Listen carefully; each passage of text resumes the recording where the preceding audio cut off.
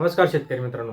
केंद्र सरकारच्या वतीने ऊस तोडणी मशिनीसाठी देण्यात येणारे 40% अनुदान मिळवून देतो असे सांगून 141 कोटी रुपयां 141 शेतकऱ्यांना तब्बल 11,28,00,000 रुपयांचा चुना लावल्याचं आता वाल्मिक कराडने चुना लावल्याचं समोर येत आहे. आणि यामध्ये आता जी काही शेतकरी संख्या आणि ही रक्कम खूप काही मोठी असल्यामुळे तत्कालीन कृषी मंत्री धनंजय मुंडे यांचाही यामध्ये सहभाग असल्याचा आरोप आता शेतकऱ्यांकडून करण्यात येत आहे. ज्यावेळेस त्यांची SIT चौकशी वगैरे सुरू झाली त्यावेळेस या सगळ्या गोष्टी बाहेर आल्या. अनुदानाची रक्कम देण्याचे आश्वासन मुंडे यांनी दिले होते. तर जेव्हा हे शेतकरी बीडमध्ये लोकसभा निवडणुकीदरम्यान गेले तेव्हा मात्र तुम्ही अण्णाशी व्यवहार केलाय, त्यांना भेटा असं सांगून मुंडे यांनी त्यांना हात झटकून टाकले. कराडने या शेतकऱ्यांपैकी काहींना तेथेच मारहाण केली. या प्रकरणाची वाच्यता करण्यातही शेतकरी घाबरत होते. संतोष देशमुख हत्या प्रकरणात वाल्मिक कराडला अटक झाल्यानंतर आता शेतकऱ्यांचा मनामधील जो काही आक्रोश आहे तो आक्रोश आता बाहेर निघताना दिसत आहे. या शेतकऱ्यांनी पोलिसांपर्यंत जाऊ नये यासाठी कराड यांनी अन्न व नागरी पुरवठा मंत्री धनंजय मुंडे यांची माणसे संपर्क करत असल्याचे शेतकऱ्यांनी त्यावेळेस सांगितलं. या माणसांनी आता आमचे गाव घर पाहिले आहे, आता आम्हाला भीती वाटू लागली, अशी ही भीती आता शेतकऱ्यांच्या मनामध्ये होती आणि आहे. नेमकं काय प्रकार झाला ह्या सगळ्या गोष्टी आपल्या या व्हिडिओच्या माध्यमातून जाणणार आहोत. कसा चुना लावला, काय लावलं, शेतकऱ्यांना किती फसवलं, त्या सगळ्या गोष्टी आपण या व्हिडिओच्या माध्यमातून आपण जाणण्याचा प्रयत्न करणार आहोत. त्यामुळे मित्रांनो शेवटपर्यंत बघा, नक्कीच इथे आपल्याला काहीतरी गुपित समजणार आहे. चॅनलला अजून सबस्क्राईब केलं नसेल सबस्क्राईब करा, लाईक करा, शेअर करा. कोल्हापूर, सांगली, सातारा, सोलापूर, पुणे, लातूर, पंढरपूर आणि अन्य जिल्ह्यातील शेतकऱ्यांनी केंद्र सरकारकडून ऊस तोडणी यंत्र अनुदान योजनेसाठी अर्ज केले होते. मात्र 2017 पासून या यंत्रांना देण्यात येणारे अनुदान मिळाले नव्हते. राष्ट्रीय कृषी विकास योजनेअंतर्गत केंद्र सरकारच्या कृषी आणि शेतकरी कल्याण मंत्रालयाची ही योजना सहकार विभाग आणि साखर आयुक्तांमार्फत राबवली गेली. आता जुलै 2023 उजाडला. जुलै 2023 मध्ये मुंडे यांनी कृषी मंत्री पद मिळाले. त्याच दरम्यान राज्यातील शेतकरी ऊस तोडणी यंत्र अनुदान मिळावे यासाठी पुण्यात साखर आयुक्त कार्यालयासमोर आंदोलन करत होते. 30 जून 2023 रोजी राज्य सरकारने 900 ऊस तोडणी यंत्रांच्या अनुदानासाठी 311 कोटी 30 लाख रुपयांचा प्रकल्प प्रस्तावास मान्यता दिली. यामध्ये केंद्र सरकारने 192 कोटी 78 लाख तर राज्य सरकारने 128 कोटी 52 लाख रुपयांचा हिस्सा निश्चित केला. ज्या पद्धतीने हिस्से असतात. फसवणूक झालेल्या यंत्रधारकांपैकी या निर्णयाच्या आधी यंत्रे खरेदी केल्याने त्यांना याचा फायदा होणार नव्हता. हीच बाब लक्षात घेऊन वाल्मिक कराड यांच्या निकटवर्तीयांनी म्हणजेच जितेंद्र पावले आणि नामदेव सानप या दोघांनी शेतकऱ्यांना आमिष दाखवून कराडची भेट घडवून आणली. त्यानंतर धनंजय मुंडे हे माझे निकटवर्तीय आहेत आणि तुमचं जे काही अनुदान आहे ते आपण लगेच मिळवून देऊ असं त्यांना सांगण्यात आलं. त्यामुळे तुम्हाला 36 लाख रुपये अनुदान मिळवून देतो असं सांगण्यात आल्यानंतर ते अजून आलं नाही. मात्र त्याआधी आम्हाला त्यापैकी 8 लाख रुपये द्यावे लागतील असं सांगण्यात देखील आलं. या शेतकऱ्यांची बैठक बीड आणि मुंबईतील सह्याद्री अतिगृहात झालेल्या शेतकरी सांगत असताना आपल्याला या सगळ्या गोष्टी बाहेर आल्या. आता या शेतकऱ्यांनी कर्ज काढून पैसे देण्याची तयारी देखील दाखवली. आता हे जे काही रोखे स्वरूपाचं पैसे होतं ते कॅश द्यावे करा असं कराडने शेतकऱ्यांना सांगितलं. तसं देण्यात येणारी रोकड ही 100 किंवा 200 रुपयांच्या नोटा नको तर 500 रुपयांच्या नोटा पाहिजे असंही त्यांना सांगण्यात आलं. या शेतकऱ्यांनी अक्षरशः पोत्यात रक्कम भरून ती कराडकडे पोहोचवली होती.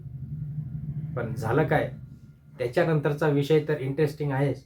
मग या शेतकऱ्यांना वारंवार विचारणा करूनही शेतकऱ्यांना अनुदान मिळत नसल्याने या शेतकऱ्यांनी मुंबईत धनंजय मुंडे आणि कराडची भेट घेतली. ही बैठक सह्याद्री अतिथीगृहामध्ये पार पडली. या बैठकीमध्ये प्रचंड गोंधळ झाला होता. सह्याद्री अतिथीगृहामध्ये हा गोंधळ वाढू लागल्याने ही बाब बाहेर समजली. त्यामुळे शेतकऱ्यांना शांत करून तुम्ही हॉटेलवर चला असं सांगण्यात आलं. त्यानंतर हे सर्व शेतकरी हॉटेलवर गेले. तेथे विचारणा करणाऱ्या 3 शेतकऱ्यांना वाल्मिक कराडने जबर मारहाण देखील केली. त्यानंतर या शेतकऱ्यांना पांगापांग झाली. सगळे तिथून फरार झाले. आपला जीव वाचवण्याचा प्रयत्न करू लागले.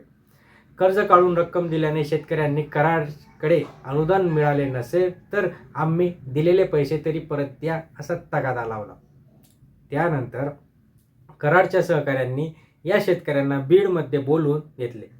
या शेतकऱ्यांना तब्बल 3 दिवस बीडमध्ये थांबवून ठेवले. तिसऱ्या दिवशी या शेतकऱ्यांचे नेतृत्व करणाऱ्यांना 100 जणांना जमावाने जबर मारहाण केली. जीव हवा असेल तर येथून जा, येथून पळून जा, निघून जा, कोणाला दिसू नका असं शेतकऱ्यांना सांगण्यात आलं. त्यानंतर कुणीही अवाक्षर देखील काढलं नव्हतं. कराडला पोलिसांनी अटक केल्यानंतर या शेतकऱ्यांना अवसान आले. ते हार्वेस्टर अनुदान प्रकरणात झालेल्या फसवणुकीवर बोलू लागले आहेत. यातील काही शेतकऱ्यांनी बोलण्याचा प्रयत्न केला असता प्रचंड दहशतीखाली ते होते. त्यानंतर शेतकऱ्यांच्या प्रतिक्रिया या माध्यमातून आल्यानंतर आता अन्न व नागरी पुरवठा मंत्री धनंजय मुंडे आणि कराडचे PA असल्याचे सांगून तरुण या शेतकऱ्यांकडे आले होते. मग पुढे काय झाले? पुढची गोष्ट तर आता आहे. जसे की पोलिसांनी तक्रार करू नका असे वारंवार सांगत होते. तुम्हाला तुमचे पैसे मिळतील पण तक्रार करू नका असं सांगून गेले. मात्र त्यानंतर ते फिरकलेच नाही. आता या तरुणांनी आमचे गाव घर पाहिले आहे. आता आम्हाला भीती वाटू लागली आहे असंही त्यांना इथे वाटू लागलं आणि त्या गोष्टी त्यांनी बोलून देखील दाखवल्या. ऊस तोडणी यंत्र देण्याचं आमिष 141 शेतकऱ्यांनी प्रत्येकी 8 लाख रुपयांची फसवणूक करण्यात आली असल्याचं त्यांनी सांगितलं. 11,28,00,000 रुपयांचा प्रथमदर्शी फसवणूक असली तरी अद्याप अनेक शेतकऱ्यांची यामध्ये फसवणूक झाल्याचं समजत आहे. ही रक्कम जी 45 कोटींवर जात असल्याचंही इथे सांगण्यात येत आहे.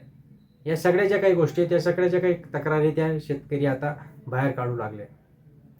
गुन्हा जर नोंदवला तर काय होईल असंही त्यांना सांगण्यात आलं. त्याच्यानंतर या ज्या काही हार्वेस्टर प्रकरणामध्ये फसवणूक झालेल्या शेतकऱ्यांनी पंढरपूर ग्रामीण पोलिसांमध्ये तक्रार देखील दिली. मात्र त्या संदर्भात अद्याप गुन्हा देखील झालेला नाही असेही ते शेतकऱ्यांचं म्हणणं आहे. सध्या शेतकरी आक्रमक झाले असून जी काही दिवसभराची जी काही गुन्ह्याची प्रक्रिया सुरू होती वाल्मिक कराडविषयी गेल्या 8 दिवसांपासून तक्रार देऊनही गुन्हा दाखल झालेला नाही. याबाबत पंढरपूर ग्रामीण पोलीस ठाण्यामध्ये पोलीस निरीक्षक शिरीष हुंबे यांच्याशी संपर्क करण्याचा प्रयत्न करण्यात आलेला असताना आपल्याला तिथून प्रतिसाद मिळालेला नाही असेही त्यांचं इथे म्हणणं आहे. नेमकं आता शेतकऱ्यांना दाद मिळणार का नाही? शेतकऱ्यांचे जे काही पैसे आहेत ते पैसे वाया गेलेत का? शेतकऱ्यांना जो काही मनस्ताप झाला, बहुतेक शेतकऱ्यांनी कर्ज काढलं आणि ते कर्ज काढून तिथे पैसे भरले होते. बहुतेकांना तर ते पैसे गेलेच पण आपला जीव वाचवायचा प्रयत्न ते करत आहेत. तर या सगळ्या गोष्टींमध्ये शासनाने प्रशासनाने लक्ष घालण्याची खूप गरज आहे आणि शेतकऱ्यांना देखील विनंती आहे की अशा कुठल्याही आमिषाला अशा कुठल्याही प्रलोभांना बळी पडू नये जेणेकरून आपल्या हातातली जी काही रक्कम आहे ती रक्कम आपली निघून जाते आणि मग आपल्याला आयुष्यभर परत पश्चाताप येत असतो. तर शेतकरी आपण आणि शेतकऱ्याला 1-1 रुपया मिळवणं खूप कठीण असतं. त्यामुळे अशा गोष्टी करू नका जेणेकरून एकतर आपल्याला पहिलेच बळीराजा ज्याला म्हणता आपल्याला तर निसर्गाचा कोप झाल्यावर आपल्याला सगळ्या गोष्टी चालल्या जातात. त्यामुळे असे उपद्रव करू नका. धन्यवाद.